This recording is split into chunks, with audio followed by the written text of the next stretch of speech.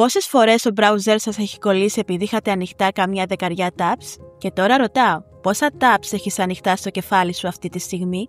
Αν έχεις πάνω από 20, τότε ξέρεις ήδη τι σημαίνει να ζεις με έναν εγκέφαλο που δεν σταματά ποτέ. Και σήμερα θα μάθεις πώς το χρησιμοποιείς σαν υπερδύναμη. Σίγουρα σου έχουν πει, σταμάτα να το υπεραναλύεις τόσες φορές που νομίζεις ότι είναι πρόβλημα. Λάθος. Στην πραγματικότητα, αυτό που βλέπουμε σαν πρόβλημα είναι η πιο εξελιγμένη μορφή ανθρώπινης σκέψης. Όλοι έχουμε την ικανότητα για πολύπλοκη σκέψη, σωστά? Αλλά ενώ ο μέσος άνθρωπος βλέπει μία απόφαση, εσύ που δεν μπορείς να σταματήσεις να σκέφτεσαι, βλέπεις 47 πιθανά σενάρια.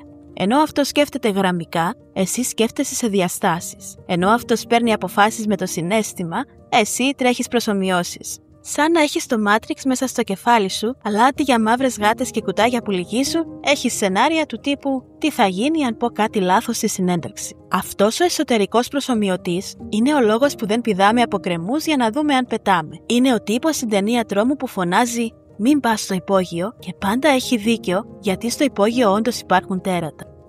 Η βλάβη αρχίζει όταν αυτό το λογισμικό επιβίωσης μένει ανοιχτό 24 ώρες το 24ωρο. Τότε η χρήσιμη προειδοποίηση μετατρέπεται σε μόνιμο βουητό μέσα στο κεφάλι σου. Σαν παλιό ψυγείο που κάνει εκείνο τον ήχο που δεν προσέχεις πια, αλλά σου τρώει όλη την ενέργεια.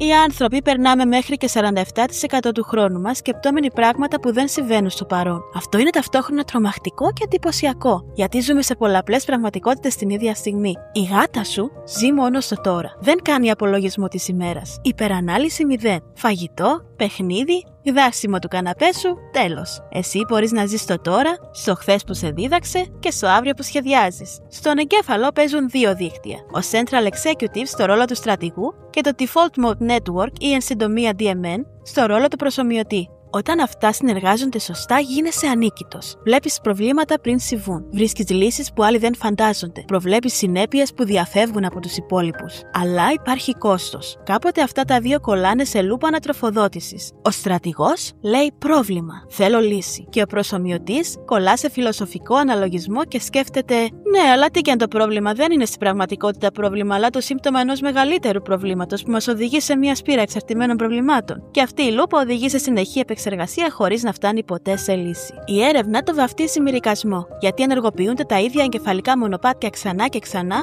όπως μια αγελάδα που αναμασά την τροφή της. Η διαφορά, η αγελάδα τουλάχιστον παράγει γάλα. Εσύ τι παράγεις? Συναισθηματικό άγχος και δυσφορία. Γι' αυτό, όταν αναμασάς μια σκέψη, νιώθεις εξουθενωμένος, ακόμα και αν πέρασες όλη τη μέρα στο καναπέ. Και να θυμάσαι, η σκέψη δεν είναι δωρεάν υπηρεσία. Ο εγκέφαλος σου, παρόλο που είναι μόνο το 2% του σωματικού σου βάρους, καίει το 20% της ενέργειάς σου. Είναι όντως σαν ένας υπερυπολογιστής. Αλλά όταν τρέχεις τις ίδιες 100 διεργασίες για ώρες, η υπερθέρμανση είναι αναπόφευκτη. Εδώ είναι που οι περισσότεροι κάνουμε το λάθος. Νομίζουμε ότι το πρόβλημα είναι η ποσότητα της σκέψης και προσπαθούμε να κλείσουμε τα tabs. Αλλά σκέψου, αν είχες έναν υπερυπολογιστή, θα τον χρησιμοποιούσες μόνο για την Microsoft Word? Μάλλον όχι. Θα έτρεχες στα πιο εξελιγμένα προγράμματα.